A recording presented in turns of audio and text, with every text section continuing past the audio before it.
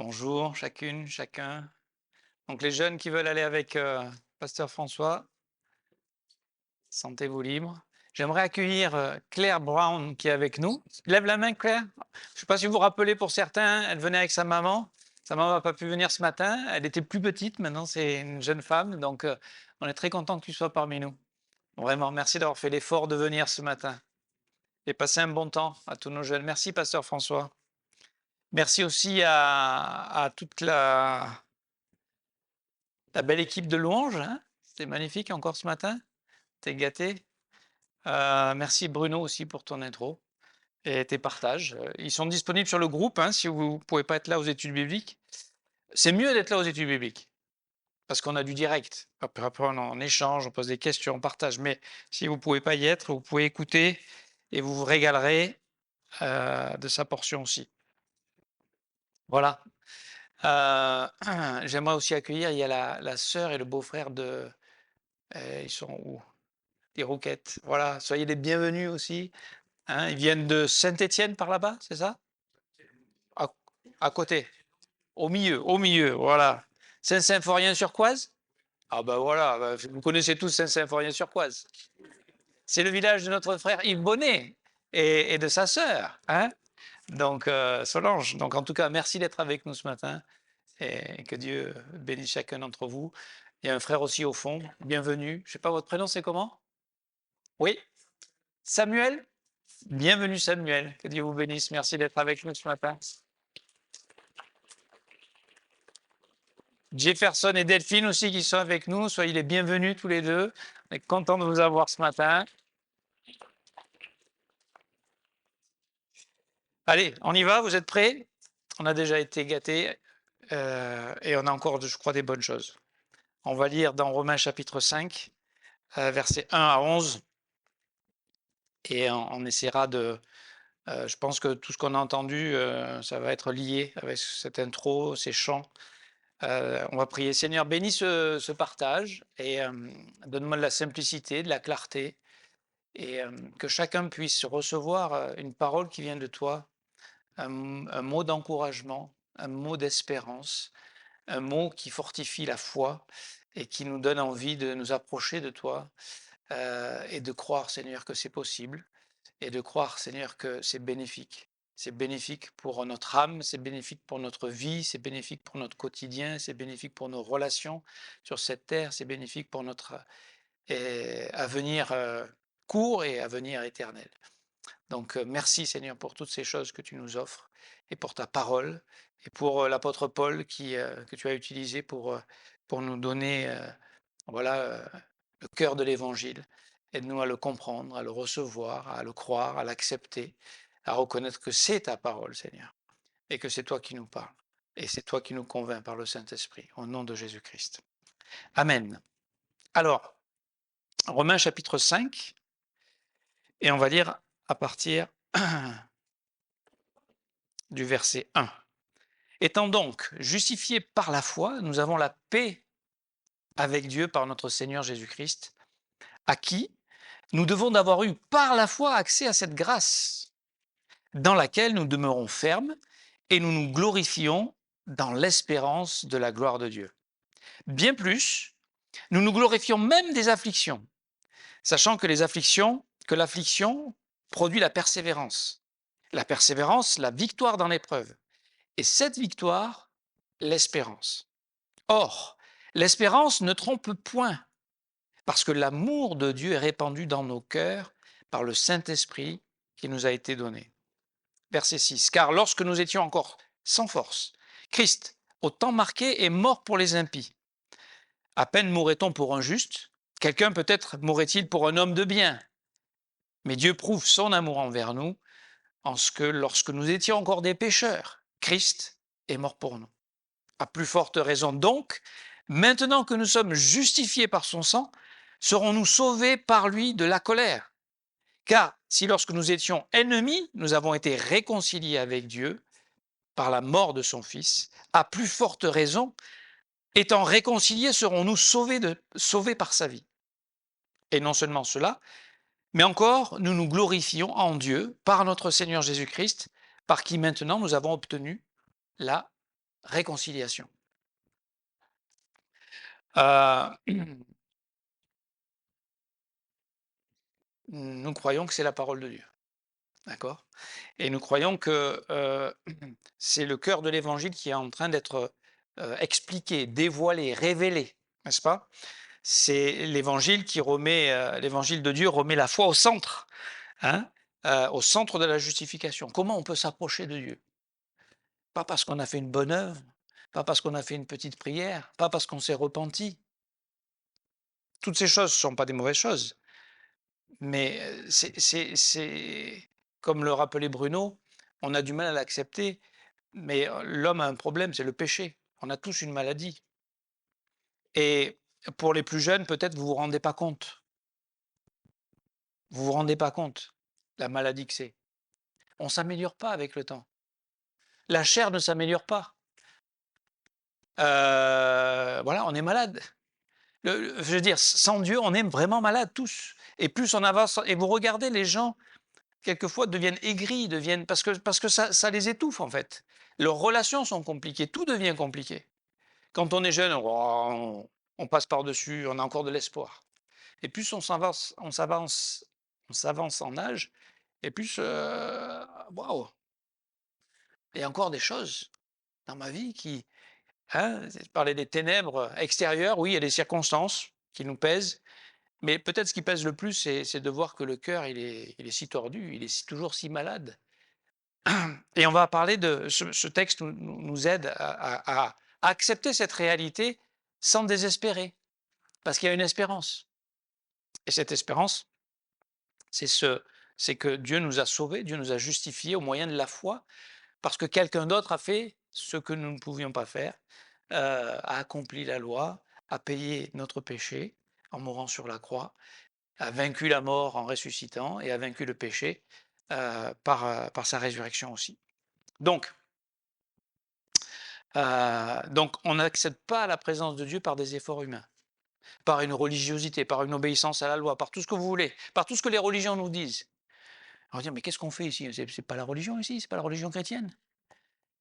Alors, ce mot est tellement galvaudé que j'ai du mal à l'employer, pourtant ça devrait. Mais c'est la religion pure de Dieu. C'est l'évangile, c'est la foi, c'est une relation. C'est pas juste suivre des commandements et des règles et des lois pour espérer avoir le salut.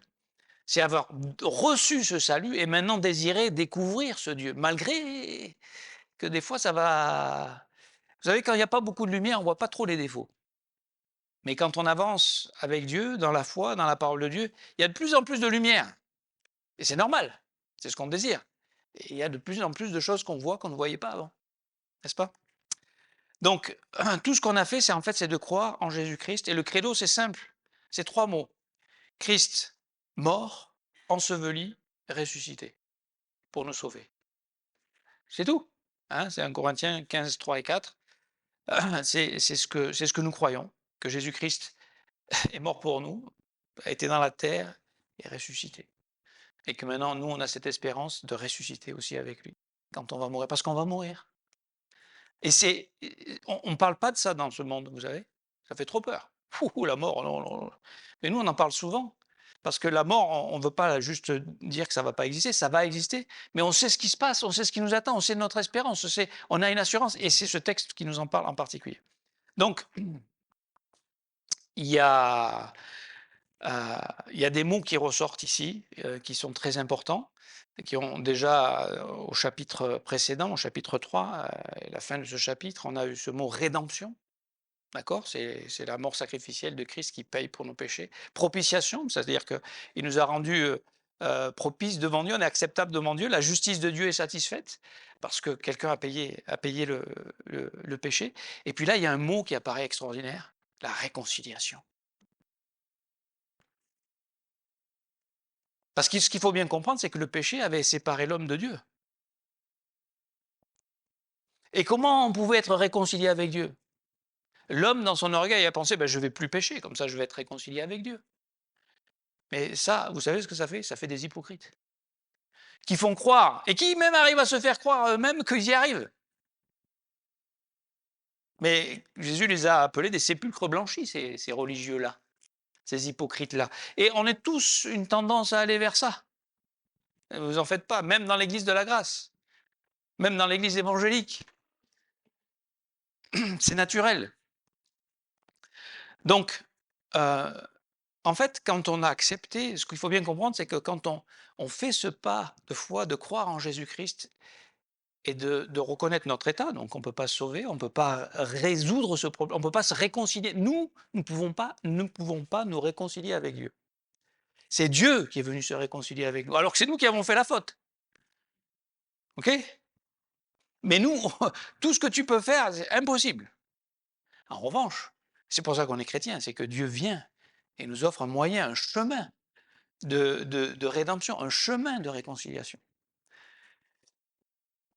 Et en fait, je vais vous dire, je vais être très clair, je vais essayer d'être clair et honnête avec vous ce matin.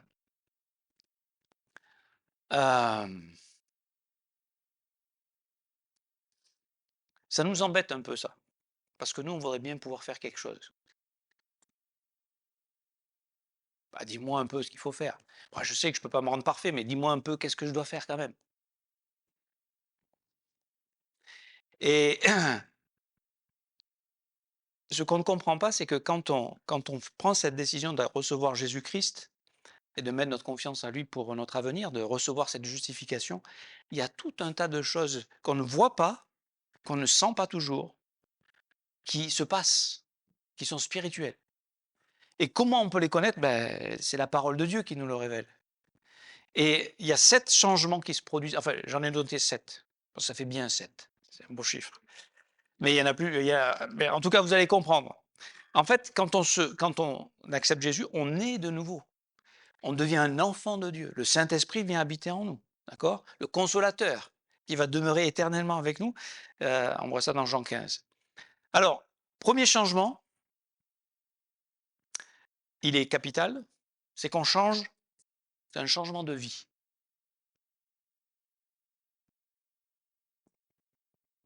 Je passe d'une vie naturelle, enfin, je suis invité, non, je passe d'une vie naturelle à une vie spirituelle.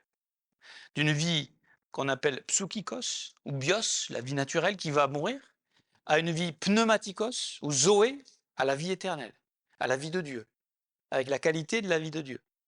D'accord? Alors après, en tant que chrétien, dans notre quotidien, dans notre réalité, on oscille entre ces deux. On n'est pas toujours rempli du Saint-Esprit. Des fois, on vit naturellement. En fait, c'est plus naturellement maintenant. On vit charnellement. C'est différent. C'est le mot sarkikos. Bon, ça, c'est dans 1 Corinthiens chapitre 2, les derniers 14-15 et 1 Corinthiens chapitre 3. Ces mots sont expliqués dans ce cadre-là. Mais dans Jean chapitre 5, verset 24, c'est Jésus qui parle et qui dit en vérité, donc ça veut dire attention, écoutez bien, en vérité, je vous le dis, celui qui écoute ma parole et qui croit à celui qui m'a envoyé à la vie éternelle et ne vient point en jugement, mais il est passé de la mort à la vie. C'est les paroles de Jésus, pas c'est les paroles de Jésus, ça. On est passé de la mort à la vie. On était sous la colère de Dieu, Romains chapitre 1, verset 18, ou Jean 3, 36, et maintenant, on a la paix avec Dieu. Ce qu'on vient de lire, Romains chapitre 5, verset 1. La paix. Dieu a fait la paix par le sang de sa croix, Colossiens 1, 20, n'est-ce pas? Donc, changement de vie. D'une vie naturelle, on est invité à une vie spirituelle. Et cette vie spirituelle, c'est ce que rappelait Bruno dans son introduction, c'est d'avoir une communion, une intimité avec Dieu, une relation avec Dieu. Et là, on ne parle plus de religion, on parle d'une communion, d'une relation, d'un échange, on reçoit, on partage, on donne. Ce chant est magnifique. Je rêvais du jour où je pourrais t'aimer. Mais qu'est-ce que tu as trouvé en moi pour pouvoir m'aimer? Quand on est jeune, on dit oh, on est beau, on est jeune, on est fort. Mais qu'est-ce que tu as trouvé de beau en moi pour pouvoir m'aimer?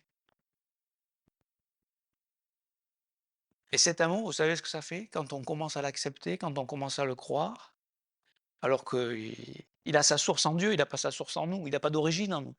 Et quand on commence à l'accepter, à le croire, il y a une réponse qui vient.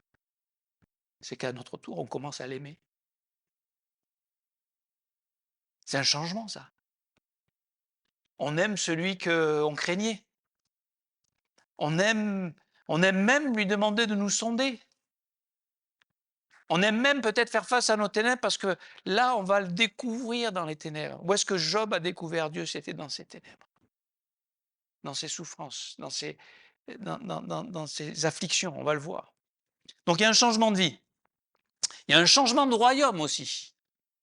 Colossiens chapitre 1, verset 13. Il nous a délivrés de la puissance des ténèbres et nous a transportés dans le royaume du Fils de son amour. Maintenant, on est en Jésus-Christ. On lui appartient. Et personne, c'est Jésus qui dit ça dans Jean chapitre 8, personne ne pourra les ravir de ma main. Et on va parler de la sécurité aussi. Et ici, dans ce passage, Dieu veut nous montrer que l'espérance que nous avons en lui, c'est une assurance, il y a une sécurité. C'est pas, on espère, mais bon, il n'y a pas beaucoup de chance, c'est comme gagner au loto, il n'y a pas beaucoup de chance que ça marche. Non, non, non, ça va arriver, c'est juste une question de temps. C'est pas une espérance dont la probabilité est nulle. C'est une espérance dont la probabilité est 100%. C'est juste une question de temps. Donc, avant, on vivait dans les ténèbres et maintenant, on est enfant de lumière et on marche comme des enfants de lumière dans Éphésiens 5:8. Changement de vie, changement de royaume, changement de nature. On est une nouvelle création. 2 Corinthiens 5:17. On a reçu un nouveau cœur, Ézéchiel 36:26. D'accord? On est devenu le temple du Saint-Esprit. Et il y a un changement de nature qui s'est passé. On est un enfant de Dieu maintenant. Changement de régime. Ah, c'est quoi? C'est pas un régime de banane, c'est pas un régime médical, c'est pas un régime pour maigrir. C'est qu'on n'est plus sous la loi maintenant, mais on est sous la grâce. Et ça change.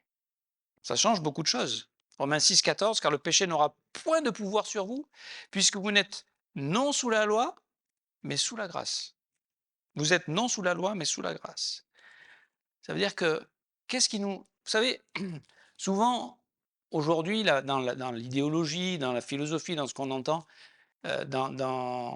comment dire, nos politiques nous expliquent que si on informe, alors je pense que d'informer, de connaître les choses, c'est important, la connaissance.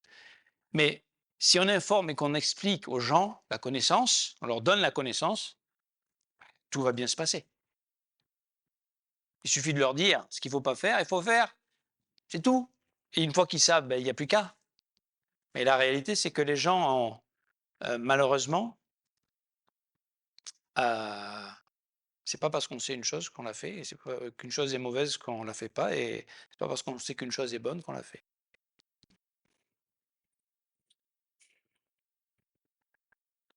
Qu'est-ce qui nous permet de renoncer au péché? C'est la grâce. C'est cette sécurité éternelle, c'est cette justification par la foi, c'est cette réconciliation, c'est la rédemption, l'expiation, la propitiation. On est enfant de Dieu, on est dans les mains de Dieu. Rien ne peut nous en enlever. Rien. Et là, on peut commencer à être vrai avec nous-mêmes.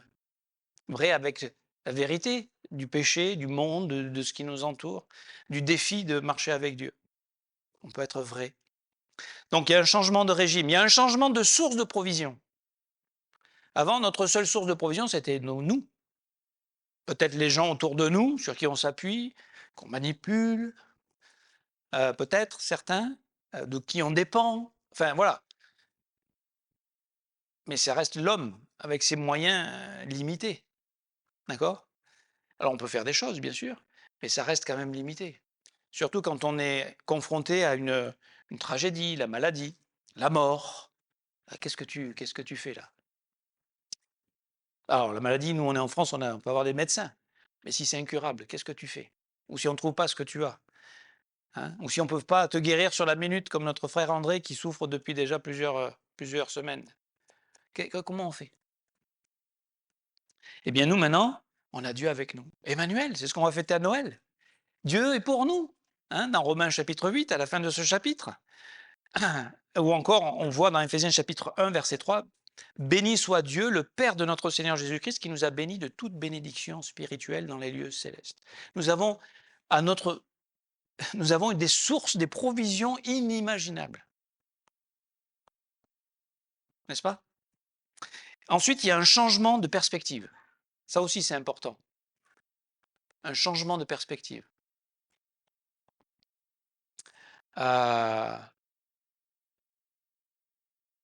C'est que maintenant, on voit avec la perspective de Dieu, on voit avec le regard de Dieu, on voit avec la grâce de Dieu, on voit avec le pardon qu'on a reçu.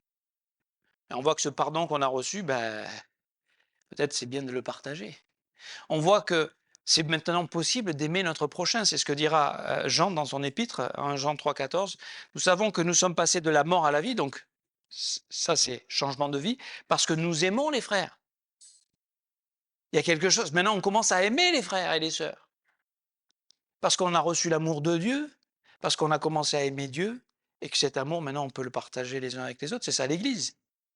Pas un bâtiment, c'est un groupe de gens qui apprennent à s'aimer. Alors que j'aimerais vous dire, on ne s'aime pas. C'est pas vrai. Non, non, non. On aime par intérêt, on aime par besoin, on aime parce qu'on ne veut pas être seul, mais grattez les motivations.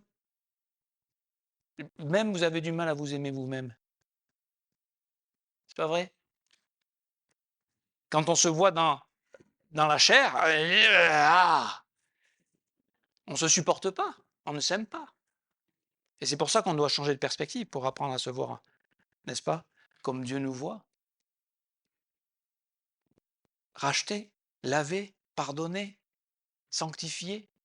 Même s'il y a encore du chantier à faire, du chemin à faire. Changement de destinée.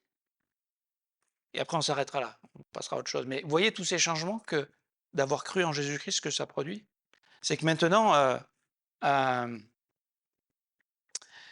il est dit dans Psaume 31, verset 15, « Mais en toi je me confie, ô Éternel, je dis, tu es mon Dieu. » Donc c'est ce pas de foi, d'avoir reçu, mis sa confiance en Jésus-Christ, en son œuvre à la croix. « Mes destinées sont dans ta main.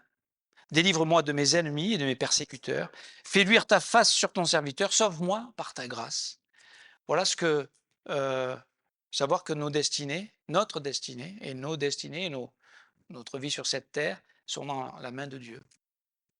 Elles sont en sécurité. Et ici, il nous dit que, en fait, on se glorifie, il est dit au verset 2, nous nous demeurons alors, verset 2, à qui nous devons? Alors c'est Jésus-Christ, nous devons d'avoir eu par la foi accès à cette grâce. D'accord? On a eu accès à la grâce dans laquelle nous demeurons fermes. C'est ça notre foi. Notre foi, c'est qu'on demeure ferme dans le fait que Dieu m'a sauvé, que Dieu m'aime, que Dieu est pour moi, que Dieu a fait la paix avec moi. Et qu'est-ce qu'on fait? Nous nous glorifions dans l'espérance. C'est-à-dire qu'on se réjouit, on exulte, quelle est notre destinée finale? C'est ce qui est dit ici. C'est la gloire de Dieu. C'est l'éternité dans la gloire de Dieu. Je peux vous dire que quand on a cette perspective-là, quand on a cette destinée-là, c'est plus facile d'affronter les réalités du quotidien, les problèmes et les défis, n'est-ce pas? Parce qu'on sait que ça, c'est temporaire. C'est pas qu'on vit dans le déni, ça n'existe pas, non, non, c'est bien réel, ça nous fait souffrir, ça nous met à terre, on voit des ténèbres à l'extérieur, en nous, on voit nos réactions qui des fois nous déplaisent, enfin, c'est la réalité de la vie de tous les jours. D'accord? On n'est pas hyper spirituel en disant, nous, on est évangéliques de la grâce, donc... non, non, tous les jours, on fait face à ce monde, on fait face à notre chair, on fait face aux réalités, mais on a une destinée, on a un avenir. Et donc, on ne désespère pas complètement, n'est-ce pas? Donc, ce qui est magnifique, c'est que maintenant, nous avons un accès à Dieu. Quand on demeure dans cette grâce, c'est un trône de grâce. Hein, Hébreux 4,16, on s'approche du trône de grâce. On s'approche de Dieu par la grâce. C'est parce qu'il nous a fait grâce qu'on peut se tenir devant lui. D'accord? C'est pas basé sur... Ça veut dire que je n'ai pas besoin de performer pour me présenter devant Dieu. Je n'ai pas besoin d'avoir réussi ma journée pour pouvoir prier Dieu. Je n'ai pas besoin d'être en forme pour venir à l'église.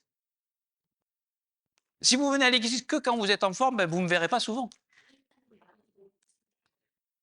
Non, pasteur Jean, il a toujours le sourire. On marche par la foi. Et l'église, c'est une borne. C'est là qu'on va rencontrer Dieu, c'est là qu'on va donner un culte à Dieu, c'est là qu'on va adorer Dieu, c'est là qu'on va rendre grâce à Dieu, c'est là qu'on va entendre une parole qui va nous édifier, qui va nous fortifier. Parce que si on comprend une chose, il y a une chose très importante, c'est notre foi là. Prendre soin de notre foi. Parce que tout ça, ça dépend de notre foi. Comment elle est nourrie, notre foi? Quel aliment on la nourrit? Eh bien, c'est la parole de Dieu, c'est le Saint-Esprit, c'est la communion des saints, c'est l'Église.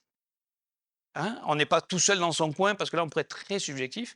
Et on n'est pas que dans le corps, on a cet équilibre d'être seul et de marcher devant Dieu, chacun. Et en même temps, on marche ensemble, et on s'édifie ensemble, et on s'encourage ensemble. Et on a besoin les uns des autres, n'est-ce pas?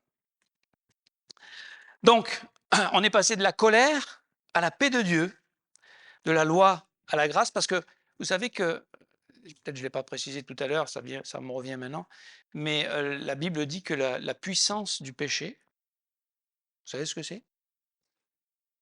C'est la loi. Il suffit de dire à un enfant, ne fais pas ça, et il va le faire. Hein? France, tu es d'accord avec moi? Même quand on n'est plus enfant d'ailleurs. Euh, en fait, la loi, on est comme ça. Donc, si on a changé maintenant qu'on n'est plus sous la loi, mais qu'on est sous la grâce, c'est plus une question bien-mal, c'est une question, est-ce que je suis en communion avec, est-ce que je suis en communion avec Dieu? Est-ce que je suis en communion? Et si je suis en communion avec Dieu, mais la loi, c'est de Dieu, donc c'est béni. Et on ne s'en rend même pas compte, on la pratique parce que c'est la vie de Dieu en nous qui se réjouit de ça. C'est pas je serre les fesses pour faire croire que je peux plaire à Dieu et gagner ses faveurs. Donc maintenant, on est sous le régime de la grâce, de l'œuvre accomplie, du repos de la foi. C'est-à-dire que, mes amis, nous sommes arrivés. Nous sommes en lui. Nous sommes enfants de Dieu. Nous sommes réconciliés avec lui.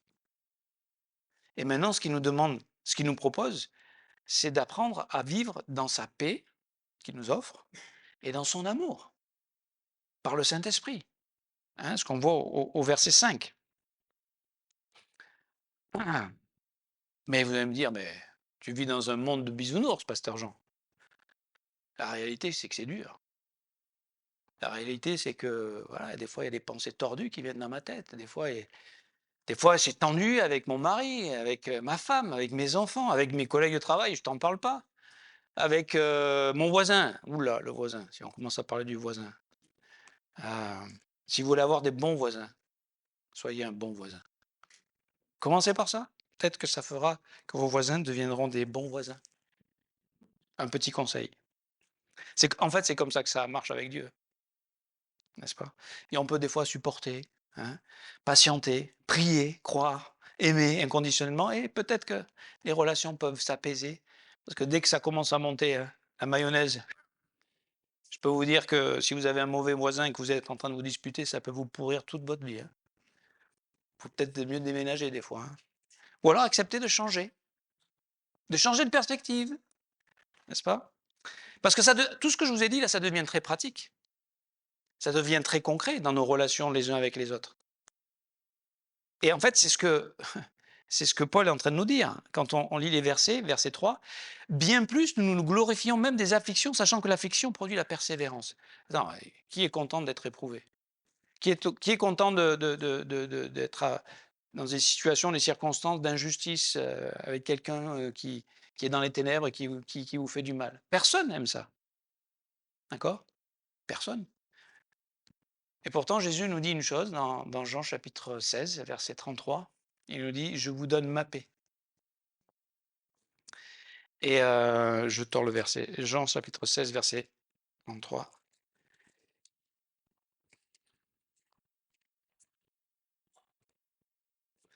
Il dit, je vous ai dit ces choses afin que vous ayez la paix en moi. La paix, j'aimerais vous dire, c'est que dans nos relations, c'est pas toujours la paix. Dans mon cœur, c'est pas toujours la paix. Mais il y a une paix objective. C'est fait. On a la paix avec Jésus. Et après, ça ne s'arrête pas là, le verset. Il dit, vous aurez des tribulations dans le monde. Mais prenez courage, j'ai vaincu le monde. Donc la victoire est nôtre. On est en Jésus-Christ. Mais il y aura des batailles, il y aura des combats, il y aura des luttes, il y aura des afflictions. Mais ça sert à quoi ça? Pourquoi maintenant on a Jésus, on vit au paradis? Non, c'est pas encore maintenant le paradis. C'est pas parce que c'est pas encore que ça va pas être. Mais pour l'instant, on est encore sur cette terre. On a un corps une vieille nature pécheresse, on est dans un monde de péché, on est dominé par Satan qui est le prince de la puissance de l'air et qui est le prince des ténèbres et du mensonge. Donc on vit dans ce monde-là. Donc c'est normal qu'il y ait des conflits, c'est normal qu'il y ait des afflictions, c'est normal qu'il y ait des problèmes, c'est normal qu'il y ait des ténèbres. Et ça rejoint ce que tu nous disais en introduction, Bruno. Dieu permet ça, pourquoi il permet ça? Parce qu'il ne veut pas que nous ayons simplement une foi sentimentale, qui soit un jour là, un jour. Vous savez, des fois, quand vous évangélisez, vous rencontrez les gens et on demande s'ils sont croyants, ils disent ouais, ça dépend un peu les jours. Hein. Mais attends, c'est pas une relation très. Tu vois, c'est pas une bonne relation, ça. Un jour, je te dis bonjour, je te dis pas bonjour, ça dépend les jours. Un jour, je te souris, un jour, je te souris pas, ça dépend les jours. Non, c'est pas. Dieu veut que notre foi, écoutez bien, Dieu veut que notre foi soit éprouvée pour pouvoir l'approuver, pour nous faire grandir. C'est pour notre bénéfice. Et donc, les défis, les afflictions, les problèmes, les tensions, les disputes, les relations difficiles, les problèmes de santé, tout ce qu'on vit, la réalité. Mais comment on va vivre? En retournant sur notre ancien fondement, notre ancienne perspective, notre ancien régime, nos anciennes provisions? Ou maintenant dire, attends, ok. Et si par la foi, je m'appuyais sur tous les changements que Dieu vient de m'offrir? Je peux penser différemment, je peux regarder différemment. Je peux, au lieu de m'appuyer sur ma nature, mon éducation, ma culture, mon expérience, je peux m'appuyer sur ce que Dieu dit. Et avec mon voisin, ben, qu'est-ce que je fais? Je vais croire Dieu pour mon voisin. Et au lieu de réagir, au lieu de faire monter la mayonnaise, on apaise. On apaise. Et vous savez, on est devenus de très bons voisins. Et on les apprécie beaucoup et je crois qu'ils nous apprécient aussi. Mais ça pourrait être aujourd'hui une situation où on serait presque obligé de partir. Où on voudrait tuer mon voisin. Non, mais c'est la chair. On est bien d'accord. Hein. Puis il entend le message. Non, mais voilà, c'est des gens qu'on a appréciés, qu'on apprécie, qu'on a appris à connaître, à laisser Dieu faire ce qu'il avait à faire. On a eu besoin d'autres provisions. Si je m'étais appuyé sur les provisions de la chair, on ne se parlerait plus aujourd'hui. Je vous le dis, on sera en conflit. Mais pour tout, hein. Ben aujourd'hui, on expérimente la paix de Dieu. Mais parce on avait d'autres provisions que celles de la chair. Vous comprenez? Vous comprenez que c'est très, très pratique, ça, ce que Paul est en train de nous dire? Euh, donc, pour que on arrive déjà au bout,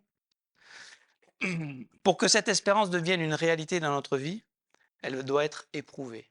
Pour que notre foi, vous voyez ce que je veux dire? Et donc, on va être éprouvé. On va être testé.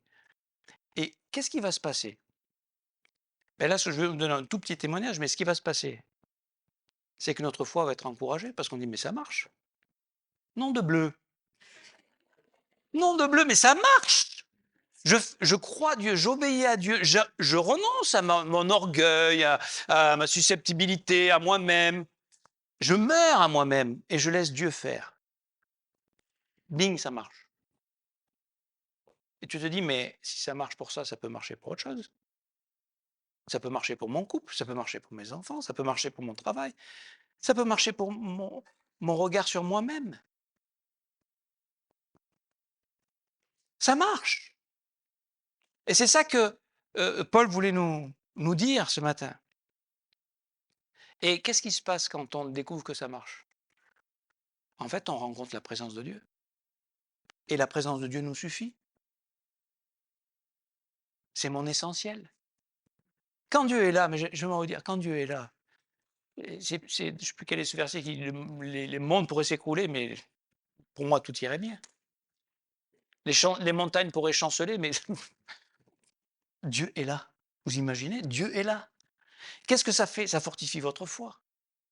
Et ce qui fait que la prochaine fois, ben, ah oui, mais le défi est un peu plus haut là.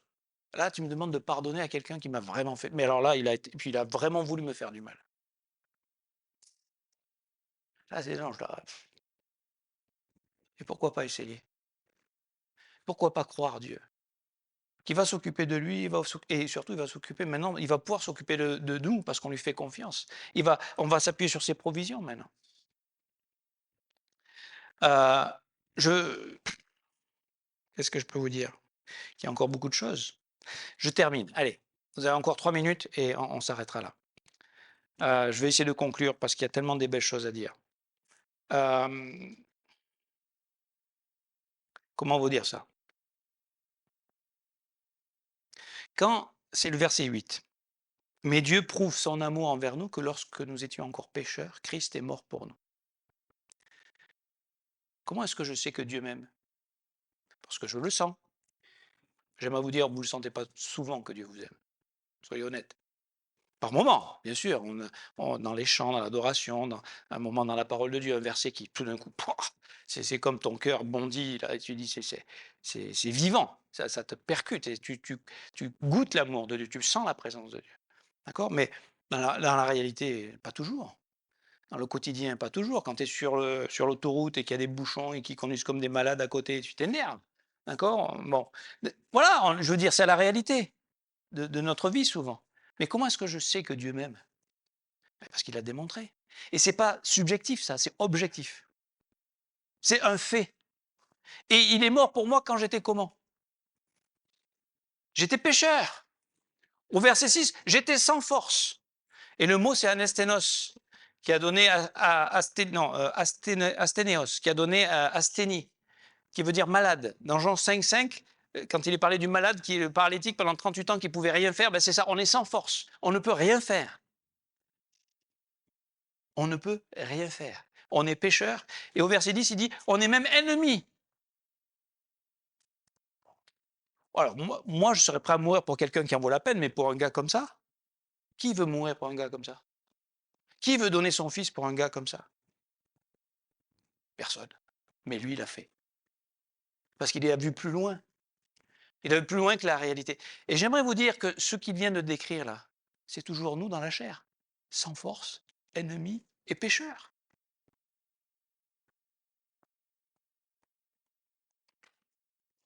Ça, c'est notre ancienne nature. Maintenant, vivons dans la nouvelle.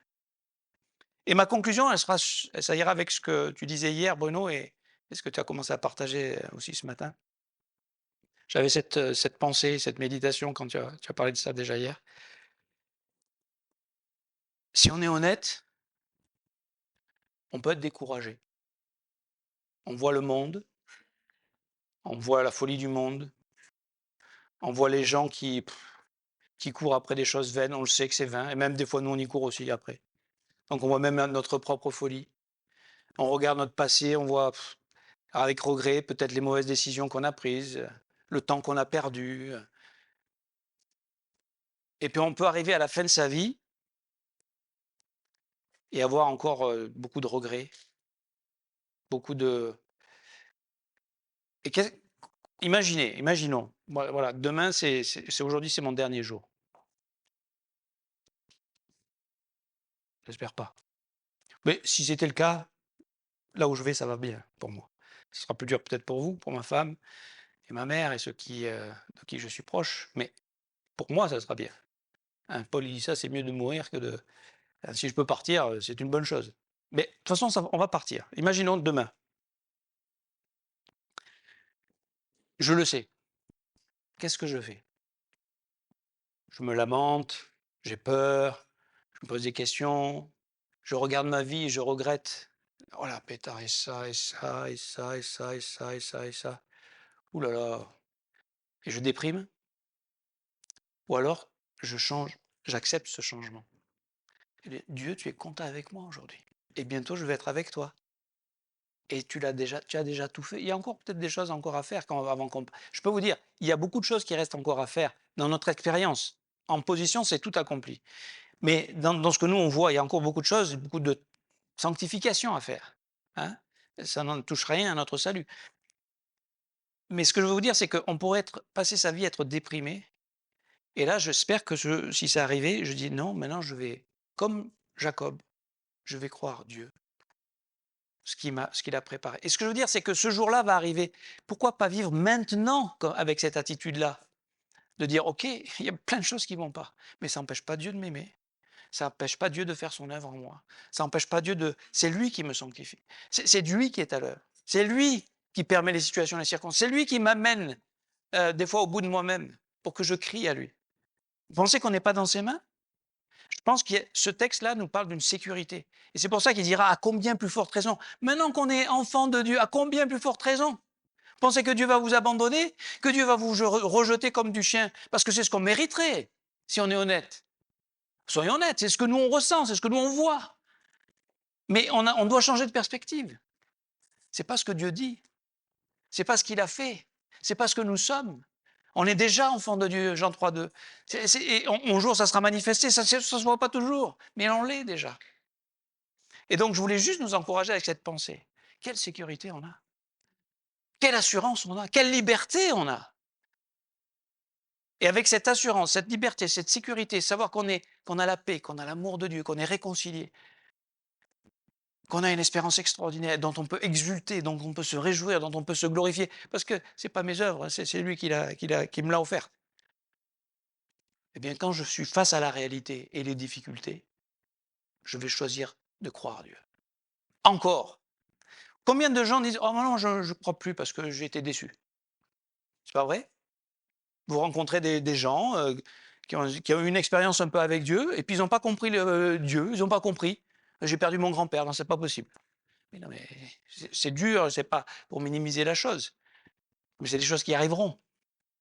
Je veux dire, sinon, ça veut dire que tu crois en Dieu, maintenant il n'y a plus de mal, il n'y a plus de péché, il n'y a plus de mort. Non, c'est pas. La réalité, c'est que ça va continuer. Mais sur quoi on s'appuie? On s'appuie sur la foi en Jésus-Christ, sur son œuvre, sur sa personne, sur cette sécurité. Et je peux vous dire que ces rencontres-là nous transforment. Il grandit, il faut qu'il croisse et que je diminue. Comment il va grandir en moi? Chaque fois que je prends ma croix et que je dis: «OK, je te fais confiance, Jésus». Et j'aimerais vous dire, on peut dire comme ce père qui disait lorsque,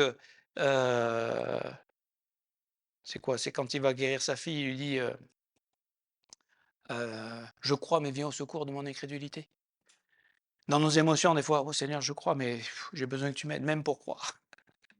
Il y a pas de problème, d'accord? Et Dieu nous réserve une vie extraordinaire ici-bas. Ça n'empêchera pas les difficultés, ça n'empêchera pas les souffrances, ça n'empêchera pas les questionnements, ça n'empêchera pas de revoir des ténèbres en nous et dans les autres, dans les situations. Mais au milieu de tout ça, on va goûter la présence de Dieu. Et vous savez ce qui se passe quand ça se passe? Son caractère se façonne en nous. C'est le projet de Dieu. Hein, Romains chapitre 8 et verset 29. Il nous transforme à l'image de son Fils. C'est glorieux. Donc on est déjà en train de goûter la gloire qui nous attend. On est en train d'avancer sur ce chemin de la gloire qui nous attend. Que Dieu vous bénisse.